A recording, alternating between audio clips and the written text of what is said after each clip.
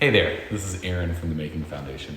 I'm very excited to be here as a part of the Curator Off-Duty series to talk about resin art and some fundamentals of what resin is. This is going to be a three-part video series. In our first video, we're going to talk about what resin is, some of the fundamentals that go into that, some of the supplies that we're going to need, and material preparation. Everything basically that you're going to need to get started. The second video is going to cover mixing the resin up, pouring techniques, adding pigment and different effects that you can add to your resin. And then finally, in the last video, we're going to talk about the curing process, finishing, what you can do to seal your project, and all that fun stuff. So let's get right into it. First off, what is resin? I'm sure lots of people have seen it. It's been very buzzy on the internet, lots of fun YouTube stuff. And I'm excited to be able to share what I know about it here from my experience at the Making Foundation with resin. It's one of my favorite things to work with. Resin at its core, in layman terms, because it gets real complicated when you're really explaining what resin is, but in layman's terms, it's basically a two-part polymer. That when it mixes together, it has a chemical reaction and it gets really hot, and then when it cures, it gets really hard. So that's kind of it in a nutshell. The applications that we can use this for are really wide. Originally, resin would be used in the marine industry. A lot of times those old boats you see, Chris Crafts and like the gorgeous old sailboats, those are always covered. Whenever you see wood, that's almost always epoxy resin that's covering them. It can also be used for a number of industrial applications, such as floors. It works for electric insulation when you have like electric components. And then of course we use it for bar tops, stuff like that. You've probably encountered it plenty of times and haven't even realized it.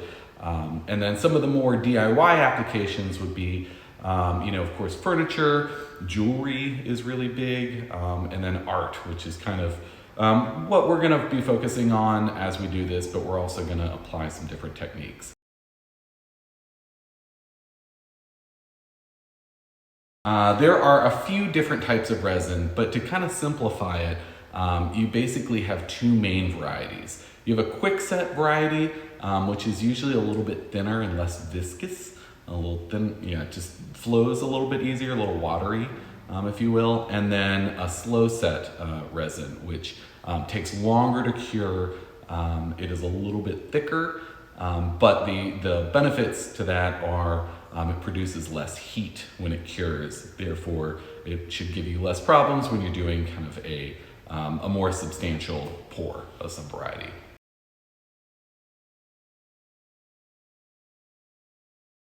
What are we going to make here? I really wanted to do something that kind of covered the gamut on what we could achieve with resin. Gives you an example of each different process. We're not going to be making any boats or making any flooring or anything like that here, but we're going to try and, in a microcosm, kind of do a slight example of each one of those. We are going to be using it for a small countertop, so we're going to mix some fun colors in that one and really kind of get into how you can manipulate the look of the resin. Then we're going to be doing a casting piece where we're actually pouring it in, getting a clear finish. That's the one that we're really going to spend some time sanding and getting a really neat finish on there. And then finally, we're going to do kind of like a little mini river table, which is probably the most common. Instagram kind of blows up with resin pour tables, the river tables. That's typically when you take a piece of wood, cut it down the middle, and take those kind of natural edges and inverse them, and then pour resin in between those two, and it kind of creates a cool little river look. So we're going to do a mini version of that.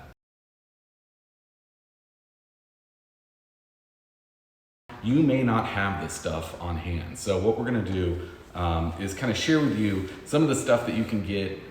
Resin can be intimidating, but really it can be pretty simple too, and you don't need a lot of specific tooling. The first thing you need is to decide what you're going to be pouring your resin on. It could be a piece of wood, it could be nothing at all. You could just pour the resin and cast something inside that.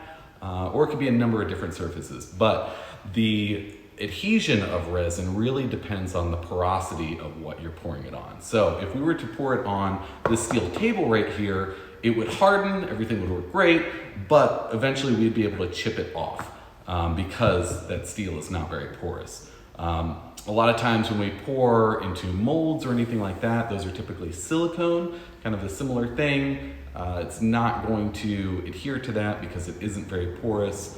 And a quick kind of like easy technique on that is anything that's microwave safe is probably going to be good for resin to do a pour in it. It's not going to stick to it. But wood is really where resin shines in terms of going on to something outside of just the resin itself that you'd be casting. So we're going to cover just a few things that you may need. You probably wouldn't need all of this depending on what project you're doing, but again, I really want to go in depth here in case you do a simple project, really enjoy it, and want to take it to the next level. First things we're going to talk about is the actual resin. I've got two different varieties here. As I mentioned, there's kind of a thin set or a quick set and a slow set. We have one variety here, tabletop epoxy from Total Boat. Again, you'll notice the marine industry trend that you start encountering when you look into where to get some of these resins, who supplies it. Amazon is my go-to for getting this stuff. You can get it at some specialty places, but unless you're buying it in mass, Amazon's a great way, and especially now, I know there are a few resins that will ship within a couple days, so you can still get that in crazy times like this. So we have a thin set, which typically is going to say something on their tabletop, implying that it's going to be a thinner layer versus a thick layer. Now, I've also got some, now this also, I'm contradicting myself out of the gate because this also says tabletop, but this is a slower set resin, so it's much more viscous, so it moves much slower, and it allows us to get more deep, a little bit more depth in what we're pouring. So with a thin set, you wouldn't really want to go much deeper than like a 1/4 inch thick, and then something like this you can do up to a couple inches.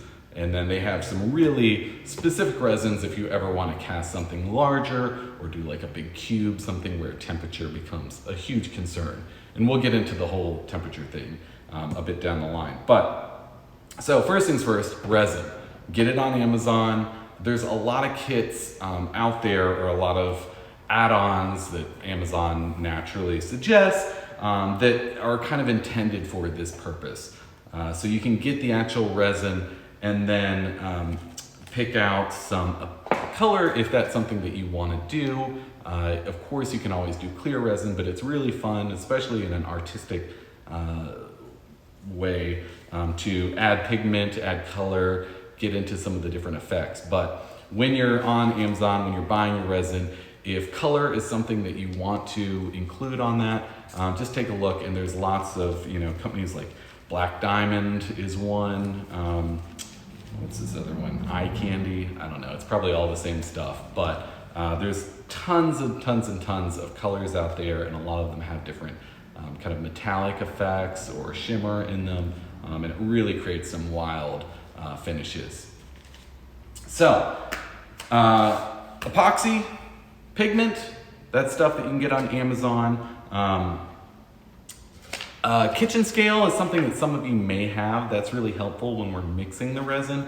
But if not, you can also get these little mixing cups off of Amazon as well, super cheap. And again, I think some of those kits out there maybe already come with those. But you may have a kitchen scale, and that's really my preferred way of doing it. You can get a much more accurate reading versus just trying to eyeball it on here. Tape is really important as well. We'll get into why on a lot of these things as we go on, but just on the front set, if this is something you want to do in real time and you want to get that order, I think today's Monday, if you want to get that order in, we can definitely kind of fast forward that process. So tape, safety equipment, gloves is primarily, we always recommend wearing eye gear. Not doing it for this video because we're not going to be doing anything too crazy in here, but eye protection is always paramount, but especially having some rubber gloves so you don't get this stuff on your hands. Silicone is really important as well. It's not 100% necessary. It really depends on what kind of project you're going to be doing. But for some of the larger projects where you really need to kind of quarantine that epoxy, if you will, in a certain area and you don't want it to leak out, silicone is a really great tool to help you on that. Mixing stuff, which could be anything from skewers to toothpicks, are kind of my favorite in getting effects when we're mixing that stuff up. And then the actual tools that we'll be needing are sanders. That's a big one. Especially, you don't necessarily have to have it depending on what you're doing. Some of the castings that we do, when you pour the resin, when it cures, a lot of times you will have that but that really high gloss finish that you wouldn't want to mess with a sander or anything like that, because you're basically going to have to bring that shine back if you sand it. But in a lot of applications, you have to get rid of the resin on top. Maybe that's to reveal the wood underneath, if you're filling in like a deficit in the wood, or creating something like a table where the resin is just a part of it. It's just a star player, not the feature.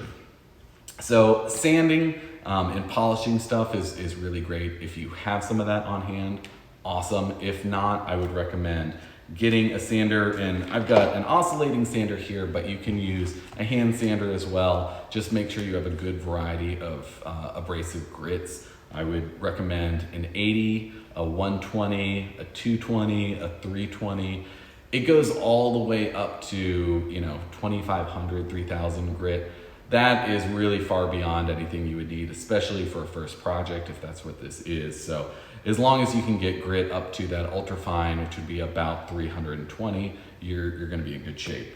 Another thing that's super helpful is, I mentioned silicone is really great because the epoxy doesn't adhere to it very well. So there's a lot of things like these silicone mats that I use that are really good for laying down. So when you are pouring that, because it is a liquid, even though on a slow set it's still really thick and viscous, it's still a liquid and it'll still creep out over time as it's curing. So having these silicone baking mats are really a great way of kind of containing that, making sure your work surface doesn't get stained or get epoxy on it, which if you're working on a metal table like this, that's great, but if you were working on a wood table, that would be a much higher concern. But we'll use these because cleanup is always a pain with resin, so the cleaner you can be throughout the process, the better you're going to be. A torch. Now this is probably the hardest one to procure, but I've got these, benzomatic torches, which are really great for removing the bubbles. And again, we're going to get into this more in depth as we go on, especially in our second video. But in this one, just giving you a heads up of what you'll need. A torch is really great. You don't necessarily have to have it, but I really recommend it if it is possible, if it's something that you have. You could even use one of the little creme brulee kind of torches in your kitchen, perhaps, if you're doing a lot of cooking. You can also use a heat gun, which works as well. I don't know if you're more likely to have that right now.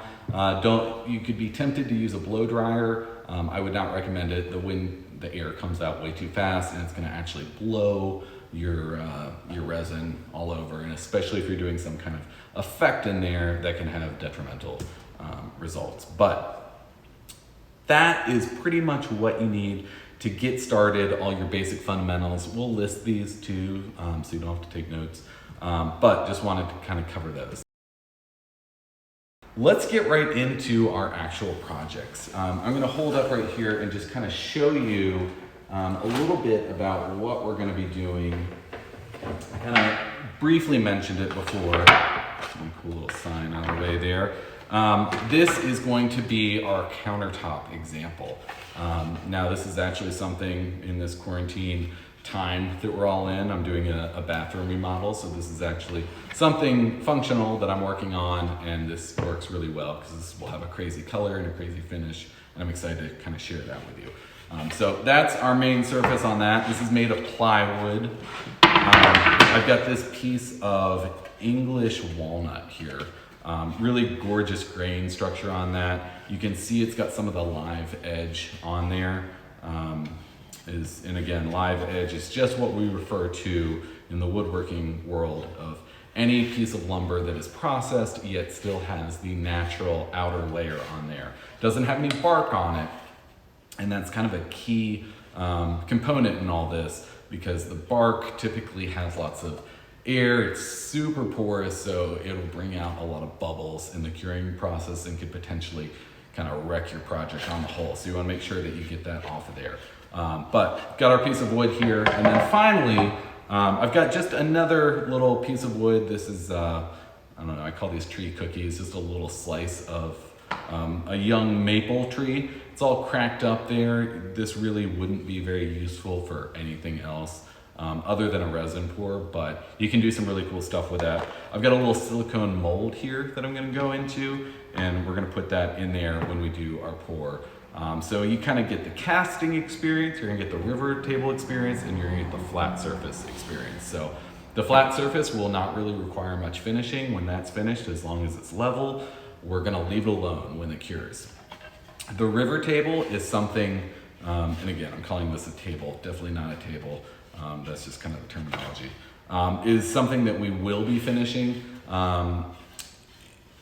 Woodworking tools that you may have really come into effect on something like this, but I'm gonna show you a way to do it, you know, let's just assume you don't have a planer at your disposal. So I'm gonna show you how to do it without a planer. And then finally, something like this piece here, when we turn that, or when we pull that out, when it's cured, we will end up doing some polishing on that. So we'll really get into how you can seal it, how you can bring it down, and get that really, that gorgeous kind of clear effect on there. Because you don't want anything that's cloudy, you don't want anything that's full of bubbles or anything like that. So let's get right into it.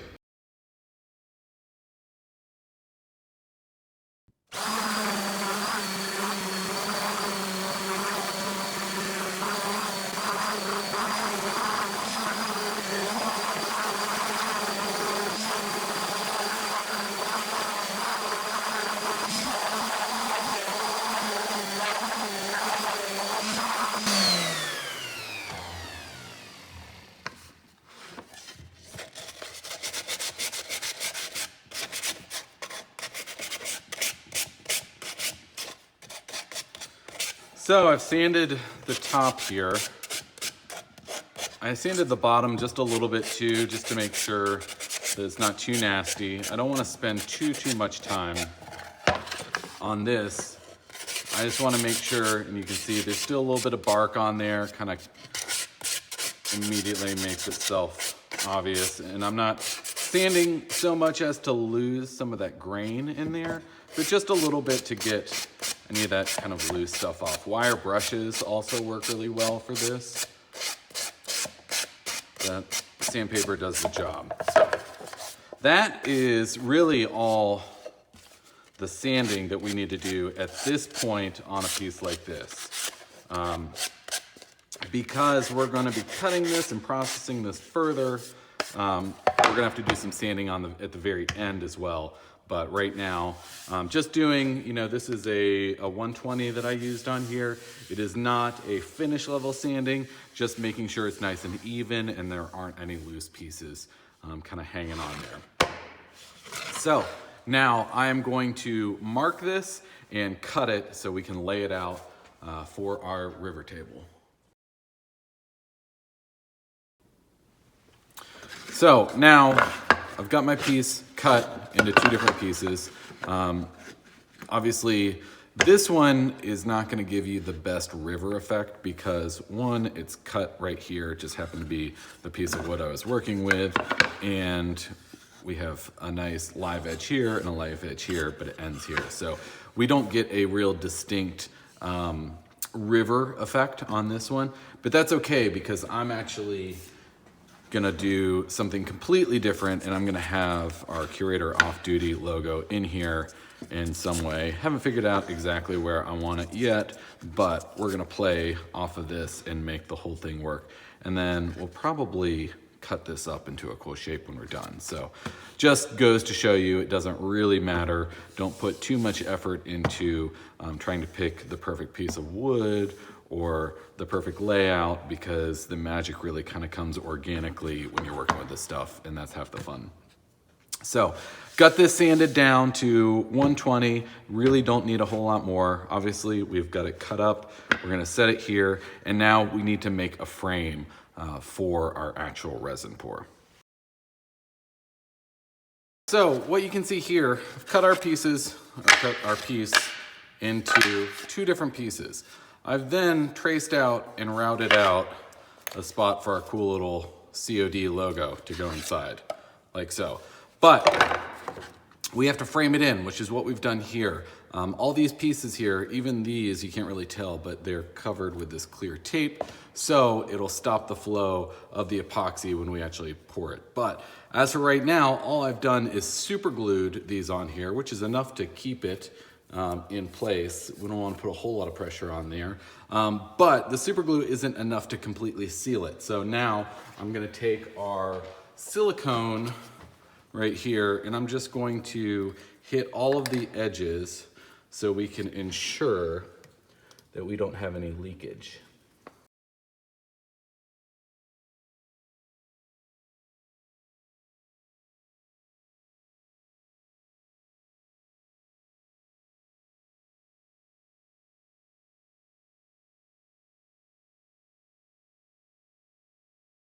All right, so to recap, what we've done in this first day is we've laid everything out that we need. We've prepped our material, we sanded that down. Now on this piece, as you saw, we cut it in half.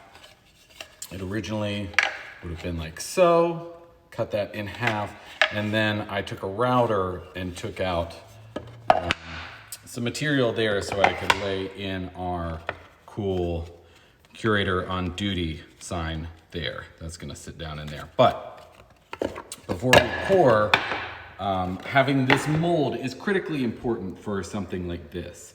As you can see, I glued this down. It's on there. This is taped down here. And then I've run silicone all the way on here to make sure that we don't have any leakage as we come out. So prep this, sanded, made sure it's dust free. We've got all that off of there. We're gonna go ahead and set that in there.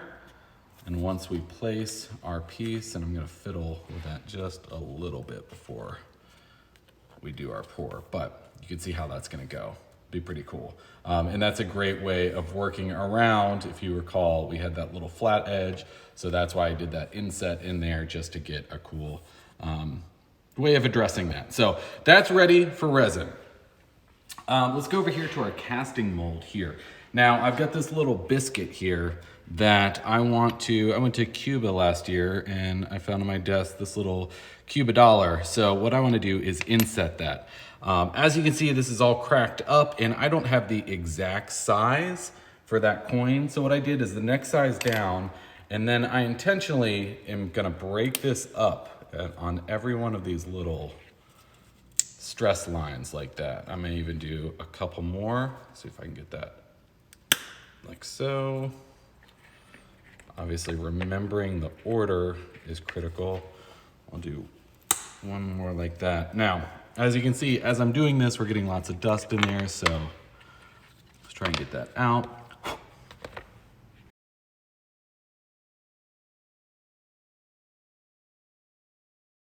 So now I'm gonna center that, and it's a really cool little effect. It almost looks like it's shattering out.